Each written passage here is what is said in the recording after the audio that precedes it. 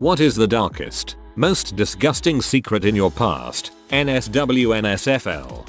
One time in college I was drinking with friends who proceeded to shame me after I passed out in their company. Besides the usual stuff, like drawing on my face in permanent marker and pouring beer on me, they filled my ears with ketchup and mustard, and I think one of them peed on me. In any case, after talking to them the next day, I figured out it was mainly the work of two guys who were roommates. I laugh it off and pretend it didn't bother me, even though it took weeks to get all the crap out of my ears. So the day everyone left for our 3-week winter break, I urinated in a thin metal tray and put it in the freezer. After it froze, I emptied it to get a solid sheet of frozen pee, and I slid it under their dorm room door. Fast forward 3 weeks, and their entire dorm room smelled like pee, and I heard their carpet was technically alive. To make it even better, maintenance didn't get around to replacing the carpet for about a week after classes started up again, and the guys were charged damages. No one figured out how it was done, since the only people that had access to the dorm rooms were the RAs. Whoa, I can't tell if that is horrible or awesome. I'm gonna go with awesome. 4 years ago I found my girlfriend on the floor of her bathroom after having shot herself. We were pretty much inseparable for quite a few years, so people tend to bring up whatever happened to her a lot. Because of that, I actually have a somewhat elaborate lie that I tell people so I don't have to tell them the truth. This is really terrible, but I kind of want to hear the lie. When I was 12 I went to my grandpa's house, and since he was a hunter at the time he had this huge butt stuffed bear, but it was empty with a hole in its back. I thought it would be funny to climb inside and be a bear. So I got inside, and as soon as I got inside, my grandpa and some of his friends that had come over that day entered the room where the bear and I was. I waited for what felt like an hour as they discussed guns and bears and crap. I got bored and, being a 12-year-old who had just discovered the wonders of fapping, had the idea to rub one out inside the fricking bear. Once I had finished the dark deed inside the bear, I accidentally bumped into the wall the bear was near. Grandpa heard it and pulled me out with my pants around my legs and a boner in full view of his friends. We never spoke of it ever again. TLDR. I came inside a bear and my grandpa found me. I've never told anyone this, although if I did it wouldn't be much of a secret. This is also a throwaway and I'm probably not going to look at the comments, but just writing it even to an anonymous group of people seems relieving. Well, about 2 years ago an old friend of mine and I've known this person since just about birth, got very drunk at a friend's party. We hadn't seen each other in ages because we both moved away from home many years ago. I had just come out of a long relationship, and she was just about to get married. Long story short, we got really drunk and ended up sleeping together. We both felt bad about it, partially because we were sort of like siblings growing up together, and also because she was in a long-term committed relationship about 1 month from getting married. The month goes by and we talk occasionally, but we go our separate ways. She gets married. I go about my life. One afternoon, though only a month after that, I'm out with some friends and a buddy from back home calls me up and tells me she committed suicide. There was no warning of anything. Everyone was completely caught by surprise. I'm obviously distraught by this since we were so close. When I drove back to my house I checked my computer and saw a message from her. She told me how she felt trapped in her relationship and that she wasn't being honest to her husband. She said she wished we talked more, that things went differently in our lives, and that our experience had more meaning than just being some drunken mistake. She told me she cared about me deeply. It was the last thing she wrote to anyone. That hurts deep, and has been like an anchor dragging on the ocean floor for the past 26 months of my life. Thank you for reading this. I'm 21. First week in my new apartment, I take a shower and walk to my clothes hamper in the nude. I let out your typical fart and somehow end up crapping in the floor while just standing there. That fart betrayed me.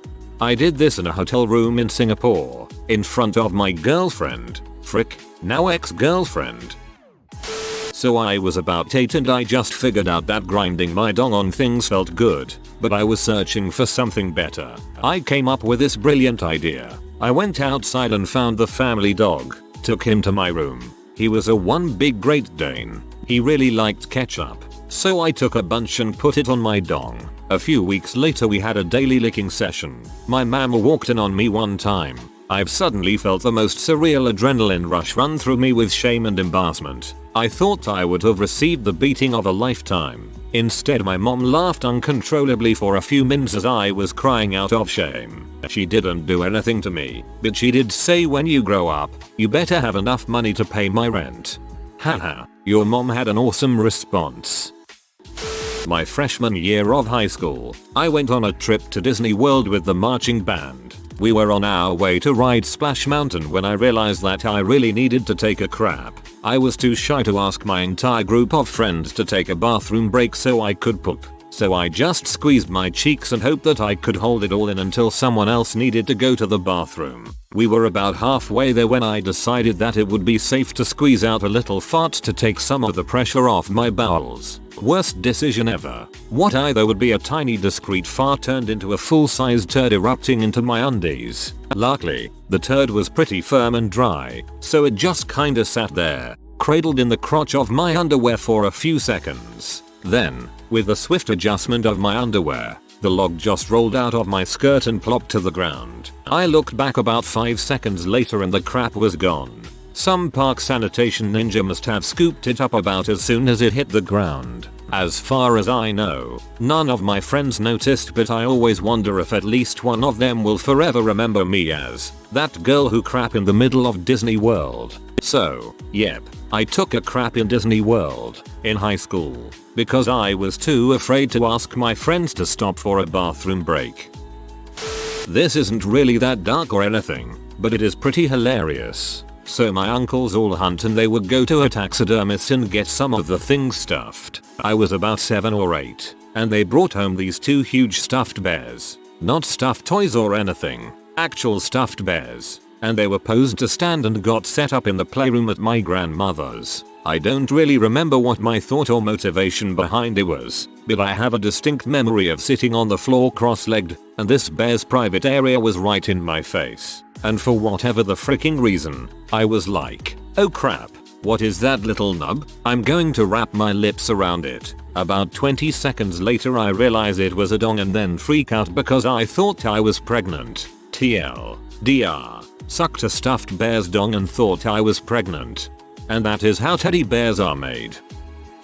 When I was younger, it would have been year 5 or 6 of primary school, I had this weird sorta had this gay thing with another boy. I think it was attention seeking at first. We'd kiss to gross the other kids out, just on the cheeks, but occasionally on the lips. This all culminated in something rather strange. He was round my house, and we were kissing a bit, I remember. Yep, I must be B, and I had this sleeping bag. What we did was go into my bathroom and get into the sleeping bag together. At some point we decided that we were going to touch Will's. I remember saying I was going to get completely naked for this act. He was a bit more shy and only lowered his trousers. So we lay in the sleeping bag pressing our boners together. We did this for a minute or so when my mum knocked on the bathroom door saying she needed the toilet. The amount of time it took for me to get my clothes back on, I imagine I was obvious something strange was up.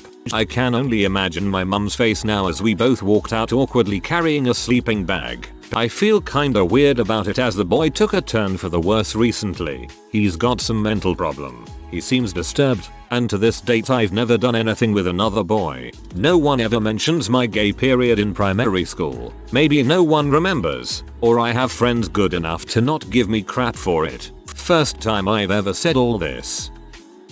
When I was in the 6th grade, there was a girl in my class named Gina who was horrible to me. She constantly made fun of me. I was a shy, bookish girl, and once even had a birthday party and invited everyone in my class except for me. In the 6th grade we had a project called Egg Babies. Basically we all got a hard-boiled egg that we had to treat like a baby, make a little nest basket for it and take care of it. We weren't supposed to even leave it out of our sight. The idea being to teach us responsibility. Apparently our class was dicking around too much with the egg babies, so our teacher told us that at the end of the week, if our egg was cracked, we would get an F. One day while the class was out at recess, I was allowed to come back into the classroom to get my inhaler. Gina had left her egg inside the classroom. I looked around, then walked over to her egg, and tapped it on the desk. breaking the bottom. Then I put it back in her basket and went back out to recess. Gina ended up failing the project because her egg was broken.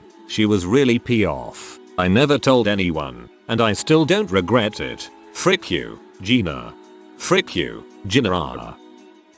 When I was about 7 or 8, my grandmother, through my mother, who I'd never met, came to visit. My mother had recently divorced and times were rough, so her estranged mother visiting was her only bright point in recent months. Being the misfit I was, when the adults were outside I rummaged through my grandmother's things. I found a weird device that, when squeezed, shot out a puff of wet air. I now know it was a rescue inhaler. I played with it until it went empty, and so it was boring. Later that day, the family was outside and my grandmother, who I assume had COPD or something, had a terrible coughing fit and collapsed to her knees. She grabbed her rescue inhaler, squeezed, and obviously nothing came out. The next thing I know, her face turned blue and her blood vessels were clearly visible from the lack of air and the coughing.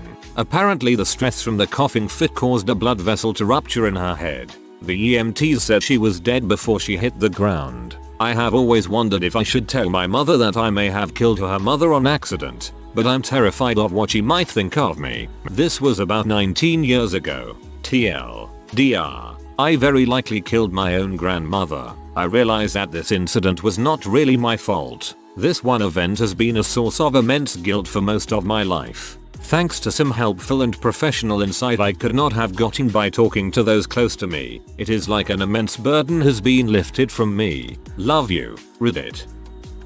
When I was 7, I counted up all my change in my piggy bank to open a bank account. My mom decided to exchange my coins with her bills, letting me grab it from her purse before I went to the bank. In her wallet was more money than I had ever seen in my life, $30, and I took an extra 20 on the sly. She didn't notice until the next day at work when she discovered it missing. She accused her co-worker, who was in the midst of having a mental breakdown, of stealing it, who rightly flipped out over the accusation. Their boss tried to mediate but ended up firing the co-worker over losing control of their anger. I hear the story that evening in horror and throw the $20 in the garbage. I never told a soul.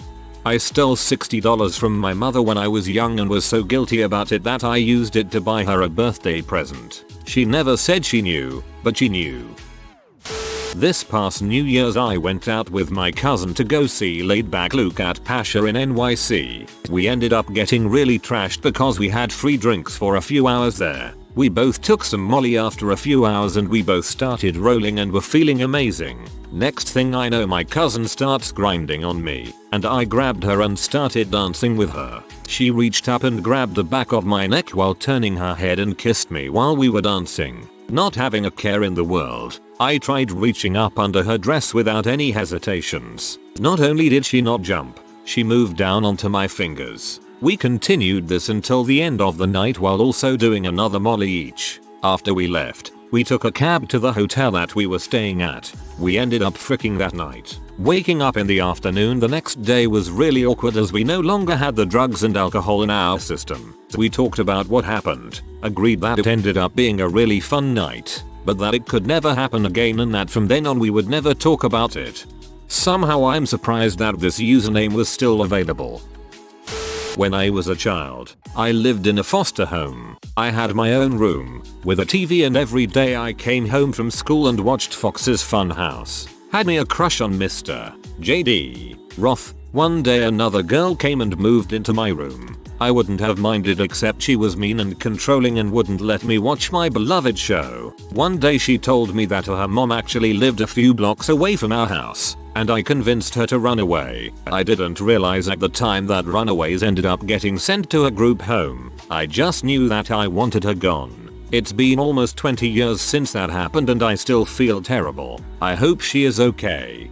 JD Roth here. I respect you for what you did. That kid sounds like a tool. I haven't told this to anyone but my older sister. Growing up as a kid in Colombia, I was born into a passion for football, soccer, not seen in many places, especially America. Back when I was born, Colombia was still a developing country and the ski industry was at its peak. There were two main teams in the capital city, one called Millonarios, the other Calle Santafe. Millenarius was the color blue, and Santa Fe was red. As you may assume, they were rivals. But what I didn't know as a kid was that out of both teams the so-called hardcore fans became actual violent gangs which spread throughout the whole city. Our color was blue. The other team's color was red, so as you can imagine this was a Crip versus Blood type of scenario. All of my older cousins were part of the designated gang of our team, and I was the youngest one as I was pulled into the gang, but as you can imagine I had no idea what went on.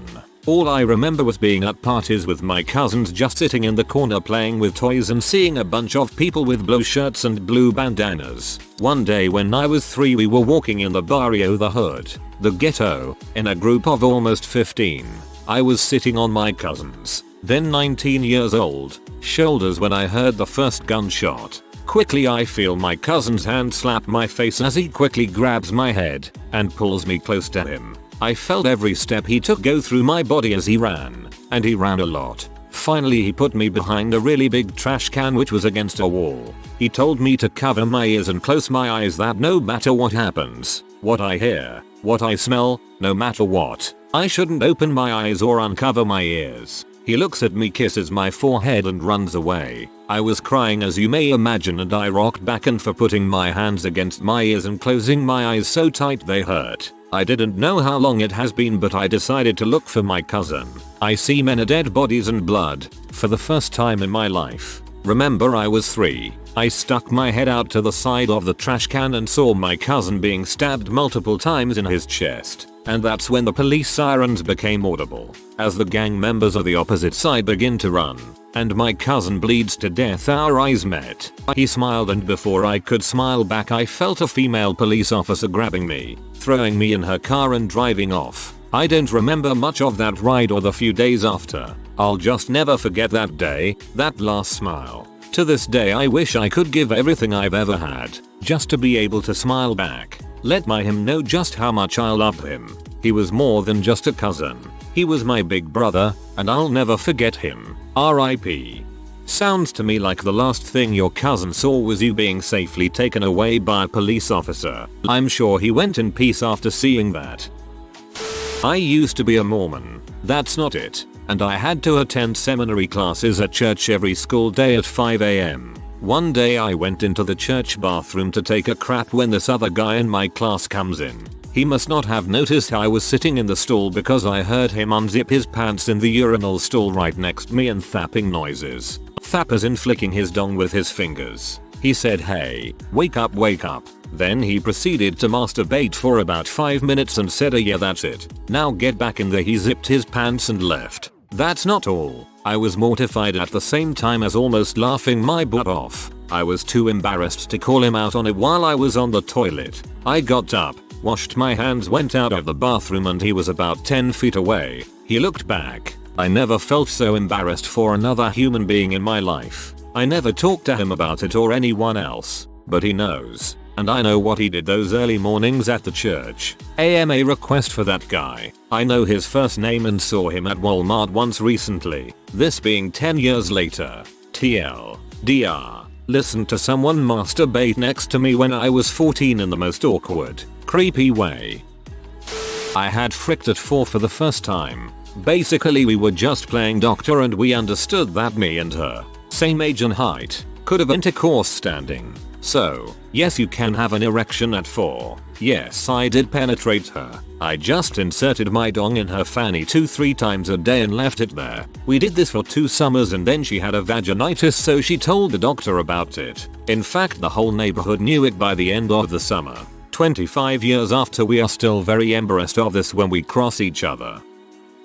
When I was around 8 years old, I would go to my pool with my brother, around 12 at the time, and he'd make me do things I didn't know were bad. I'm talking about masturbating him and stuff like that. Since I thought my brother was cool, I'd do what he said to try and be like him. Once we started growing up, he stopped doing it and we never spoke about it and still haven't talked about it. I'm 21 now. Then, when I was 14 or 15, I had no friends. Had never kissed a girl and had a lot of doubt about fricking and females. I did almost the same thing my brother did to me to my little sister who was like 8 or 9 at the time. When I started to understand what the frick I was doing, I freaked out and got depressed for a few years. I have never ever talked with my sister about this either. She's 15 now. Now every freaking time I remember this I want to just shoot myself because I feel so bad for what I did. All this crap also made me disgusted of girls. In fact, I didn't had a girlfriend until last year and didn't frick until a month ago. I'd like to talk to them sometime, but I don't know if anything good would come out of it, so I haven't. I'm the only person who knows this and I think it's gonna stay like that until I die. I don't know what gets to me more, your story or your username. I like poop. This is all in all a really long story that I can't explain now, but I was in Norway at the time, living on the land, eating berries and fish mostly. There was a small community nearby, perhaps a mile down the coast of the lake I was on. I had been doing a huge amount of work for a few days building the frame of a boat I was making and learning new fishing tactics, so when I heard that some hunters had brought in some elk, similar to moose, I headed down to the lodge to get what I could. It was agreed that I would skin them in exchange for the hides, heads and lower legs, while the hunters would keep everything else, which is all the meat essentially. This was a pretty great trade since I needed a hide for the boat anyway. I hate to think what the hunters thought of me. They were there with their super expensive, top of the line equipment, and then there was me, starving and stinking of fish. After everything was done, they threw in one of the hearts, which is pretty good meat. The mistake I made was drastically underestimating how hard it would be to get all this stuff back. I had to drag it on a tarp back through a mile of Martian woodland. We're talking about the weight of a big man. After about 40 minutes the exhaustion got the better of me. I'd already had to abandon one of the heads after only 5 minutes or so, and half delirious with hunger I broke down. I couldn't light a fire because my materials were back at camp and the ground was too wet anyway. It may have been possible to make a bow drill, but I didn't have the energy, and it takes an hour too, and that's without having to get the dang thing to work. I made a choice to do what it took to get the energy I needed. I took the heart, which was about the size of my own head, and then I ate as much as I could stand. The taste, strangely enough, is fine. It tastes of nothing, but the amount of blood was horrible. That's the most terrible thing I have done. It was still warm. TLDR. I sat on the bank of a lake and eat a fresh, warm elk heart to survive. If you are new to the channel, you can subscribe. I publish new videos every day. Until then, check another video.